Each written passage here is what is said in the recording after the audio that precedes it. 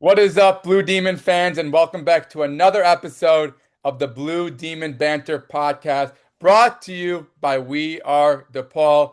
It is great to have another episode here as we head into almost the holiday season, and we are joined by a fantastic guest who we had early on in the season. We welcome him back. It is none other than Scott Phillips. Scott, how are we doing today? I'm doing well, and the praise is, I think, a little bit too high, calling me a fantastic guest. I'm tolerable at best. So we'll make some light of the Morgan State game from last night. Morgan Park being a local powerhouse team back in the day when I covered high school ball. But yeah, an easy win for DePaul yesterday, and now we start to get to the difficult part of the schedule coming up this weekend, and obviously with Big East play coming up next week. Yeah, let's just get into it. That game yesterday, you were there. Before we dive into the game, there's some injuries that DePaul's battling. What has Holtman said after the game about those certain injuries? Yeah, well, I think it's more precautionary than anything, Joey. I mean, this is a game, obviously, where you saw DePaul completely overwhelmed Morgan State from the jump. There really wasn't anything that they needed to worry about, even with only 10 scholarship players suiting up. And you had Brandon Macklin, who's been out with that right shoulder injury, which he's still recovering from. Fabian Flores was also held out due to a neck injury, which, if you had listened to Chris Holtman earlier this season discuss Jeremy Lorenz, he didn't call his in a neck injury so much as a neck issue, which I kind of think is kind of similar to what Fabian's dealing with. I don't think it's really anything too concerning for either player. It just seems to be precautionary against opponent in which they didn't need them. Got a couple guys like Kaman Maker and Ilya more minutes than expected, which was a good thing in garbage time. And ultimately, I think both of those guys, Macklin and Flores, should be available this Saturday if I had to guess. I love it. Perfect. And obviously, Morgan State not a good opponent. Like there's not a good No. team, not a good team. But like this is a victory for DePaul, and we have to take our victories. And considering how close it was, DePaul versus Arkansas Pine Bluff a few nights ago, winning against Morgan State like by this much and holding them to 20% from the field, it's got to feel like a win in the book, right, Scott? Yeah, absolutely, Joe. You kind of nailed it there. We've seen so many times this season a lackluster start to a game or a lackadaisical start to a second half. To see DePaul really sustain the defensive intensity in particular for 40 minutes is a big positive. I think a lot of the things that Chris Holtman has discussed recently is maintaining stretches that are longer than what DePaul has been dealing with this non-conference play, meaning he wants to see that 40 minutes of a sustained effort, particularly on the defensive end. And you hold Morgan State to only 11 total field goals, 20 turnovers. You hold them 14 and a half minutes to start the game without a field goal. Again, a terrible opponent, probably the worst team they will face this season, but that's still a sustained level of intensity that you like to see, particularly after relinquishing that 30-5 lead against Stonehill earlier this season where they lost that big lead. So again, credit this team for just sustaining that effort even against a lowly opponent. You don't want to pat yourselves too hard on the back for winning a game you should win, but I thought that was notable that they maintained that defensive intensity that Holtman has been talking about this season. Yeah, I thought like you you kind of nailed it. I thought, the defense came to play, and we'll see if this is something that can carry into the next game when I know Holtman has a lot of high praise for Wichita State.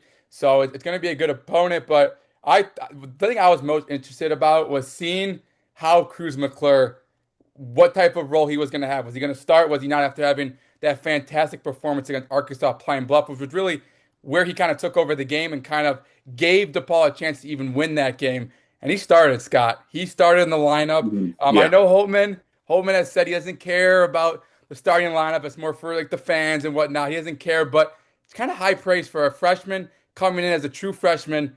9 games of the season, he's already starting, right? Yeah, definitely. And I think that Chris Holtman has been pretty transparent with how he brings along his freshmen, what his public expectations are with Kruz McClure, and how they match what he has said privately in discussions with them. And I think that you're seeing the natural growth of a talented freshman that really this DePaul team needs to lean on in Big East play if they're going to reach their ceiling this season. They've struggled offensively. They've struggled to have that sort of spark, particularly with perimeter shooting off the bench. And McClure definitely brings that to the table. He's a playmaker with the ball in his hands. One NBA scout earlier this season during the Northwestern game said that he believed that Kruz McClure was really the only true table setter of anybody on this DePaul roster, meaning he makes easy buckets for other guys. So to me, like, I think as long as his defensive lapses continue to get better and he limits turnovers, that he should start to see more consistent minutes as Big East play comes along. But again, that's asking an awful lot as a freshman, particularly dealing with the physicality of the game. There's still times against Morgan State where he's bumped off the ball. Yeah. He has some turnovers from being a little too weak with his handle. And against, the upper echelon teams of the Big East, that's simply not going to cut it. So, there's going to be times that Holtman alluded to where he's going to allow McClure to play through mistakes. What he doesn't want to see is mental lapses, lapses in effort, and lapses in not putting the team first. And I think as long as McClure makes mistakes but is playing hard the next play and kind of making the right reads and decisions, that he's going to play through some mistakes this season. That's the one thing that I do like with Holtman is that obviously these freshmen are going to make mistakes. Like they don't got much experience playing at the college level. They're playing against potentially players that are 5 years older than them, 4 to 5 years older than them. Yeah. There's going to be mistakes. Like the physicality for those freshmen is just not there yet. But what I love about Holtman is he wants his players, he keeps them in the game if they keep making mistakes, and he wants them to learn from it. And it looks like McClure is actually, improving defensively. I know it's not perfect, and me and you both know that. And Holtman has said that it's not perfect yet, but he sees the growth from McClure on defensively from the start of the season till now. And I think that's so important for Kruz because we know offensively he can score the ball. We know if DePaul needs a bucket, Kruz, go get a bucket, he can get it. That's how talented he is offensively, and he's a good shooter too. But defensively, if he can kind of work on being that two-way player in a way, in a sense, and really working hard defensively, and other teams not looking at you as a liability on defense, that's going to help Kruz so much. But I just think Kruz has been the one player I've been so impressed with through, the first 10 games. Now they're 7-3. The first 10 games, Kruz McClure has been the most impressive piece to watch for this DePaul roster. That's mine. Let me know what's yours favorite, or I guess most interesting guy so far through 10 games.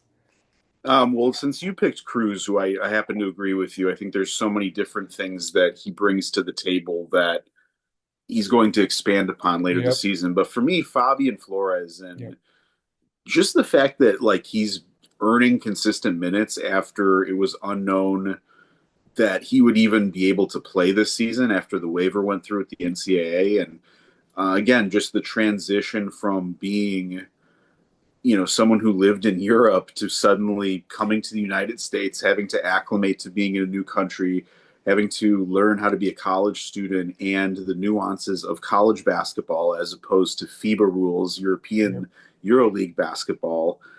I mean, he's been thoroughly impressive, and there's just like different wrinkles to his game that he keeps bringing out, whether, is that 17-foot baseline jumper that he hit earlier this year where he just kind of naturally took it and it looked obvious. The passing that he brings to the table, the different wrinkles he can bring as a screen setter and the things he plays off of there. I mean, he's just basically grasping this offense and college basketball as a whole for only about 2.5 months now. So for the strides that he's made to be a consistent rebounder, to be a wall defender, has been just a tremendous boost for this team as we see Kaman Makers just really not ready to compete at this level yet. So, for DePaul to basically unearth a 7'2" playable center late in September who might earn valuable Big East minutes is an unexpected development that very much plays in their favor. Yeah. I just having him, a 7'2" guy, it just hasn't happened in a while for DePaul having that big of a player inside. And you would expect and I guess hope that he improved throughout the year. And I would assume he would improve because he's only been here since September. Like we are in the beginning of December. He hasn't had that much experience playing and being with this team. So you would expect as he gets, acclimated to the college basketball landscape and whatnot, that he'll be more of an impact. And DePaul's going to need him. DePaul's going to need him when you play teams like UConn and you play teams like St. John, like they're gonna need a guy like Fabian Flores, 7'2", to make his presence known inside. And those games are coming up quick, Scott. Like they're coming up quick.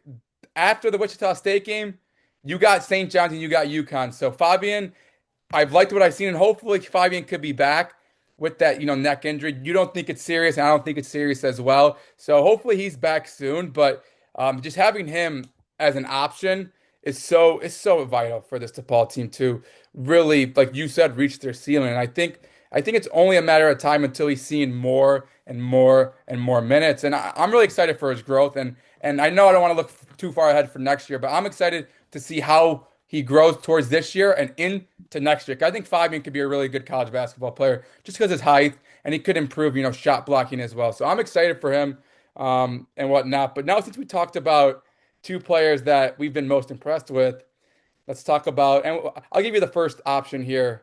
Um, a player that you have been a little disappointed with through, the first 10 games. For me, the obvious answer for a lot of the fan base would be the newcomer Caleb Banks, but for me, I'm going to put it on CJ Gunn. He's a returner. He is one of your core three returning starters from last season that you are building the nucleus of this team around.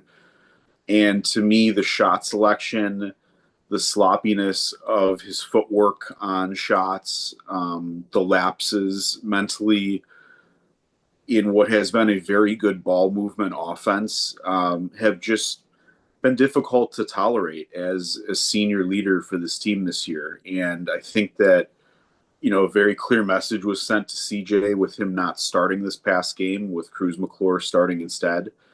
You look to CJ Gunn as the type of player that DePaul really needs its best from if they are going to win multiple games in the Big East this season. He's got to be that breakthrough scorer that they can count on to get difficult end of shot clock buckets, because he's one of the few players on the team who can create his own shot consistently and finds his way and knifes his way through traffic to get difficult shots. To me, all of these things are fixable that I mentioned. It's just more about what it is that CJ Gunn is looking to accomplish when he's on the floor with the shots that he's taking, and whether those are the best shots for DePaul in that moment in the offense. This is a team now that is fifth in the country in assists to made field goals.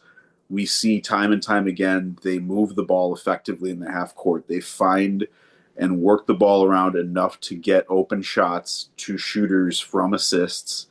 And so you still need players like Gunn to break down the shot clock, but he's got to improve his efficiency. He's got to improve his shot selection. And to me, as a guy who returned and knows this offense and this program, there's got to be more that's placed on his shoulders the last part of the season here if they're going to reach what they strive to do this season. Yeah, I think you did hit the nail on the head there. I mean, Gunn has been good at times, but you look at his last four games, like against Georgia Tech, 7 points, against LSU, 9 points, Arkansas Pine Bluff, 12 points, Morgan State, 15 points. Like those are numbers that are down for CJ Gunn. He's also in half of those games he shot under 50%. So and the assists, like you said, he's only had 4 assists in those 4 games. So I think that was a message sent by Holman. And we'll see Gunn, because DePaul needs Gunn to show up in Big East play, like 100%. Like he is gonna be their scorer. He's gonna be their main scorer, and he's has to step up and whatnot. So we'll see what happens. But I think that is a good point that you made about CJ Gunn, and hopefully he can improve, and hopefully we can get CJ Gunn like we got earlier in the season against Stonehill when he had Mm-hmm. 28 points and he went 10 for 12 from the free throw line and was aggressive to the rim. So hopefully that version of CJ Gunn could show up. But I do agree with you that Gunn has to just step up here, whether that is dishing the ball and getting the extra assist or whatnot. But I think he's got to be more aggressive and hopefully make right decisions. But before we get to my most disappointing player through 10 games, make sure you guys are subscribing to the free newsletter at WeAreDePaul.com. It is completely free to sign up. You get newsletters and articles sent to your inbox every morning. It has been a busy, busy season for DePaul. Make sure you guys are subscribing to that. It is completely free to do so. Don't forget, check us out at WeAreDePaul.com. Some great articles by Scott and I the past couple of weeks to start the season, and more content coming the rest of the year. So make sure to check us out. But my most disappointing player, and Scott, you mentioned him, but I'm gonna have to go with Caleb Banks. I was very high on Caleb coming into the season. I thought he was really gonna be a difference maker for DePaul, former four-star high school recruit. He was even a four-star transfer recruit, and I know that Holtman, when I asked Holtman about how aggressively he recruited Banks from Tulane, he said as aggressively as you can be. So they were high on him. I know CJ Gunn kind of worked his magic on Banks to get him to DePaul, but what Banks has done to start the season, I haven't really been impressed. And props to him for staying with it. 18 points against Morgan State, which was a season high. I guess Scott, you were there. You watched him live. You talked to him after the game. What did you see from Banks in that game against Morgan State? I really think this team is just trying to get him out of his shell a little bit. Just get him in that rhythm where he feels confident as a scorer.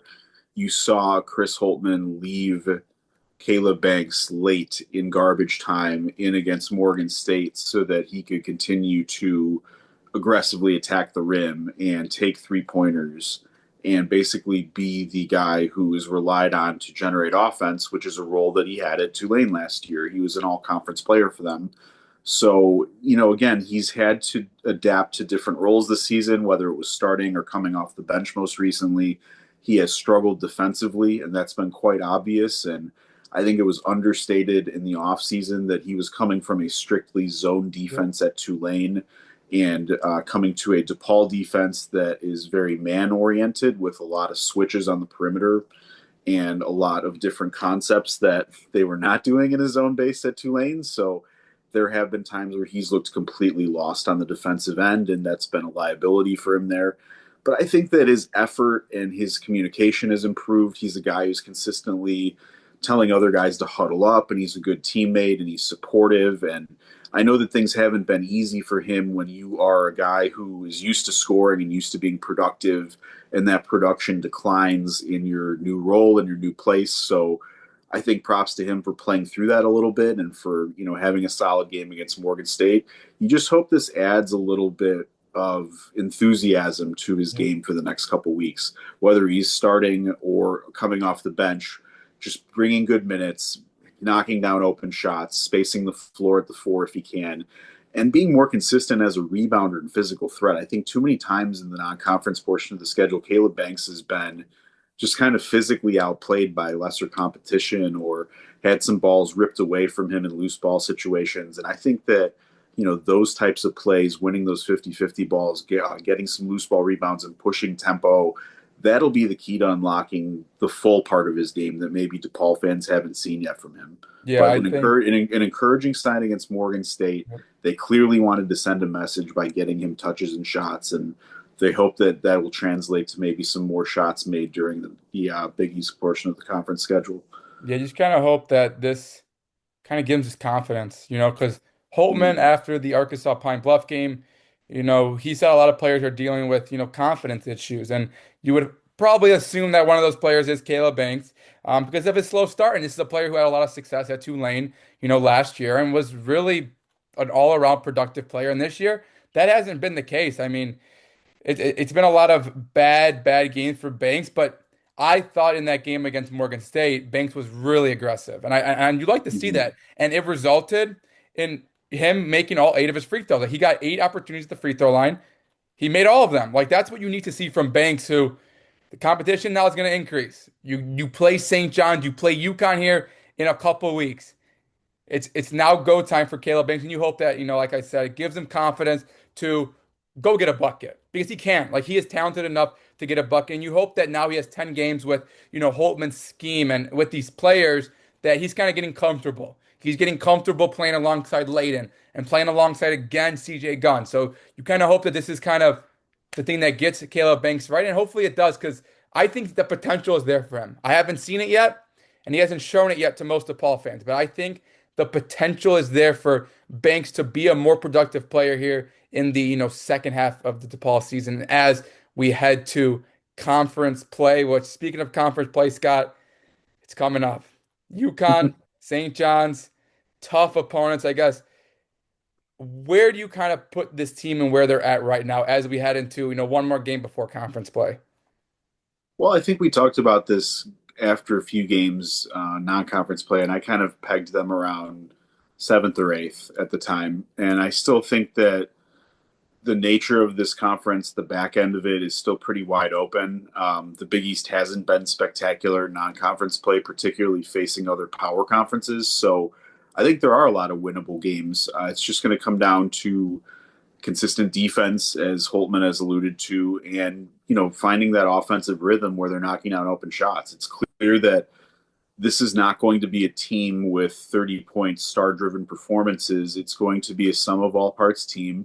They're going to need 4 to 5 potential double-figure scores on most nights and multiple guys to hit three-pointers and to kind of provide a little bit of a lift offensively off the bench. And I think one of the things that's encouraging is the development of Layden Blocker at point guard. Hmm. It's been understated in this podcast, but he's really been outstanding over the last couple of weeks. And Holtman has continued to heap his praises on Blocker and what he contributes on both sides of the ball. I think that, again, if you unlock CJ Gunn and his full offensive potential with the way that Blocker has been playing at point guard, the flashes that Benson shows, and some of the encouraging signs that those freshmen like McClure and Fabian are showing. And, you have the makings of a team that can hit you at a couple different spots scoring the ball if guys are feeling confident. And you try to get that confidence with Caleb Banks up in the Morgan State game. You try to get for Kruz and Fabian going with added minutes. And, you hope those stalwarts like Layden and CJ and NJ are just there and ready to play for Big East play because they're accustomed to it.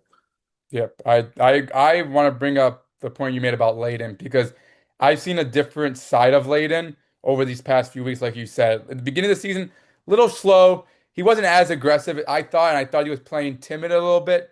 But I Definitely. think in the past, ever since that Northwestern game, I think there's been a different side of Blocker. And I mean, you could just read his stats over those last 7 games. I mean, he's averaging 14 points, 3.4 assists, and 1.6 steal over his last 7 games. And of course, we can't forget the game against Georgetown, which we literally saw Blocker take over the game and give DePaul a shot to win that game in the first round of the Emerald Coast Classic. So I think Layden has to continue to, be the way he's playing.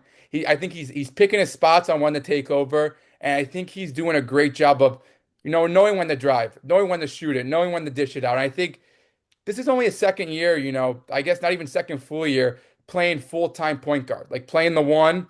Last year, mostly it was Connor Enright, and then Connor Enright suffered the season-ending injury. It was all Layden. So a little bit of adjustment period for Layden. I think we're seeing the old Layden from the second half of last season, this season, and he's also going to be an important key part of DePaul and conference play. So will a lot of the other players. Like I think that this is going to be a tough stretch for DePaul, St. John's, and UConn to start conference play, but it's going to be how they answer, how they respond, and how they look in those first 2 games. Because the same team now that plays those teams is not going to be the same team that might play them in the Big East tournament. So I think there's a lot of hope for DePaul right now after playing well at times over the past few weeks. But before we end this episode, Scott, I just want to ask, do you give DePaul any chance in these 2 conference games, St. John's and UConn? Do you give them a shot? They're both ranked. Do you give them a shot?